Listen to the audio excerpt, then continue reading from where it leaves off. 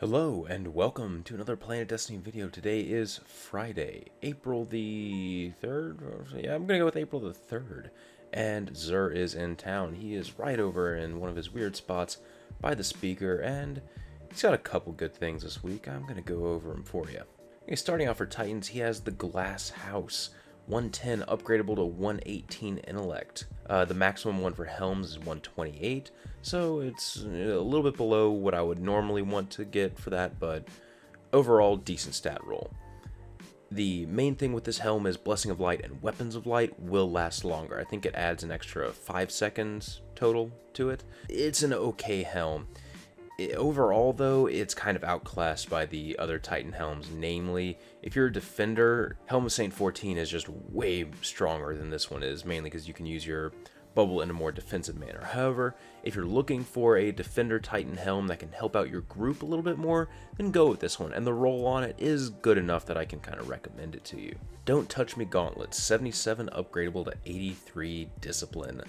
As far as stat rolls go, that's abysmally low. Max roll is 113, I believe, for gauntlets. They are fun to use for small areas like the Abyss counter and the Raid. You know, you get to turn invisible when something hits you, and provided that one hit doesn't kill you, you'll usually be able to escape. The main benefit from running these is you can get the increased super energy gain from killing minions of the darkness, and if you have a helm with that same perk, those two perks stack. So pair these with one of the helms and then bad juju, and you are just, you are generating your super really quickly. All that stacks. So these are good gloves for, doing your super and everything.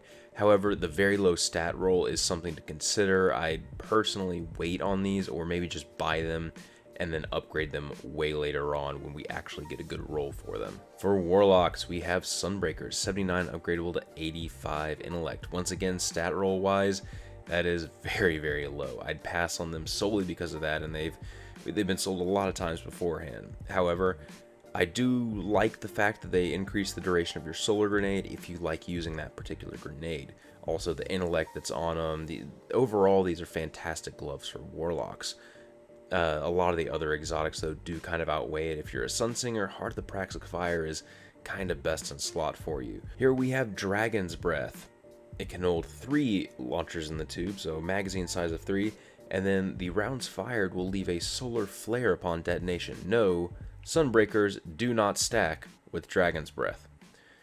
But anyway, Dragon's Breath is it's an interesting rocket launcher. I feel that its main weakness, unfortunately, is its extremely low velocity. While you can buff it up a little bit, it's still abysmally low. There's no tracking on it. There's no proximity detonation. I'd much rather have, an exotic secondary or primary, or just a better exotic heavy weapon. This one, it feels like you're settling for a weapon instead of actually getting some use out of it.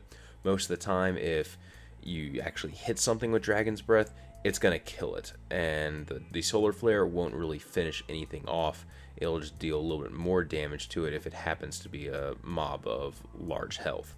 So if you're looking for your first exotic, I'd steer away from this one. It's not really worth it. Chest engrams this week. If you missed out on Heart of Praxic Fire a couple weeks ago, maybe you can get one through here. As far as upgrades go, Achlyophage Symbiote, 119, upgradable 127. That is a very good roll for helms. I believe 128 is the maximum roll for helms. Very worth it. Probably the best helm for hunters. At least gunslinger hunters, in my opinion. Lucky Raspberry, 121, upgradable 130 intellect.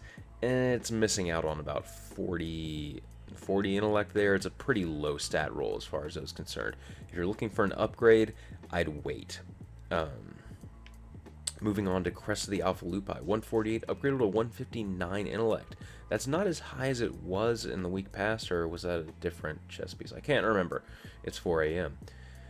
Anyway, this is it's a fun chest piece if you're interested in helping out your teammate with decreasing the res time. And also, you'll be spawning more orbs. I really like using this on my Defender Titan in PvP. It's very fun to use. 159 is still a very respectable stat roll for this one. No backup plans, 80 strength, upgradable to 86 strength. Gonna have to say pass on those again. Apotheosis Veil, 93, upgradable to 100 discipline. Personally, once again, I'd probably pass on this one. as 128 is the maximum roll. Overall though, this is a very fun helm, so if you do have a lower stat roll, go ahead and get this one. Sunbreakers 80 upgradable to 86. Basically everything I just said about Sunbreakers right here, apply it to here. The stat roll is only one higher. I'd pass on it. For weapons, we have Bad Juju, Mida Multi-Tool, Thorn, Patience and Time, Thunderlord, and Super Good Advice. Bad Juju, I absolutely love it. If you got Don't Touch Me and don't have an upgraded version of Bad Juju, go ahead and get it. We also have Mida Multi-Tool, which is a fantastic gun. I absolutely love using that. Thorn, great as well. Patient, overall, extremely solid way for weapon upgrades. I'd pass on Super Good Advice. I wouldn't really recommend that one at all, especially since Thunderlord just outclasses it. For curios, we have Pulse Rifle, Fusion Rifle, and Rocket Launcher. If you happen to buy Dragon's Breath, try to pick up at least one stack of Rocket Launcher telemetries to help you level it up a lot quicker. And then we have the blue Plasma Drive and the green Emerald Coil Drive. So quick recap, Activaphage Symbiote, really great roll there. Crest of the Alpha Lupi, decent roll, I can recommend it as well. All the weapons I'd go with upgrading except for Super Good Advice. Hope that covers it this week for you guys. This has been Patrick Casey with Planet Destiny, your guide to the Destiny universe.